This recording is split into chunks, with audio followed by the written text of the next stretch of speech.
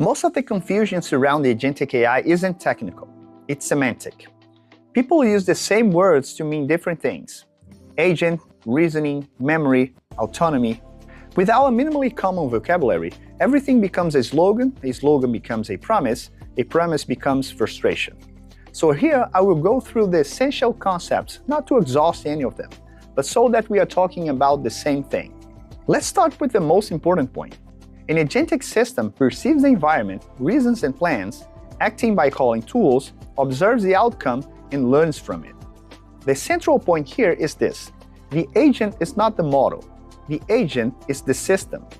It is composed of a model, memory, tools, policies, evaluation, and monitoring mechanisms. If you can swap out the model and the system continues to function, you have an agent. If you swap out the model and everything breaks, you just had a sophisticated prompt. The second important concept are the so-called reasoning models. The idea here is simple, but with enormous impact. These models explicitly trade more time and more computation for an improved ability to solve multi-step problems. They think more before responding. This is powerful, but also expensive. So the question that is starting to emerge in the real world is, if reasoning costs 10 times more per task, where is the business break-even point? Not every problem warrants a model that thinks deeply.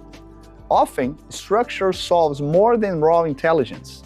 Now let's talk about memory.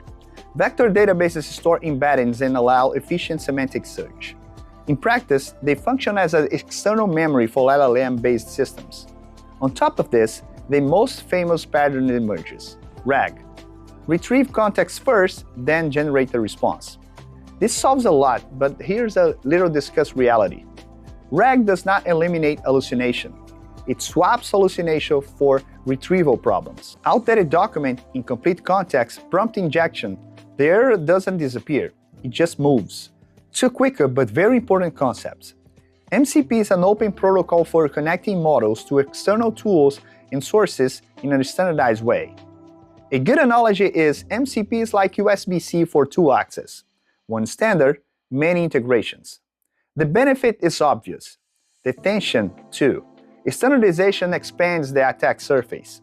Tools stop being a dev convenience and become a security frontier. As for MOE, mixture of experts, it's a good reminder of humility.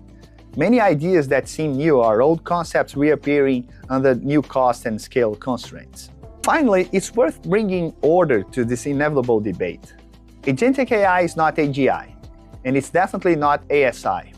AGI talks about general cognitive competence. ASI talks about surpassing humans in virtually everything. Agentic AI talks about something different: the ability to act, and that is crucial. Systems that act in real world are already creating enough risk even without human-level intelligence. Therefore, agentic AI anticipates governance debates without needing AGI. If you put all of this together, a clear pattern begins to emerge. Models decide, systems execute, and someone needs to be accountable for it.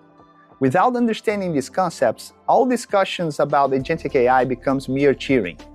In the next episode, we'll move from vocabulary to market. How companies are adopting this, why almost everyone starts fascinated, and why ROI takes so long to appear.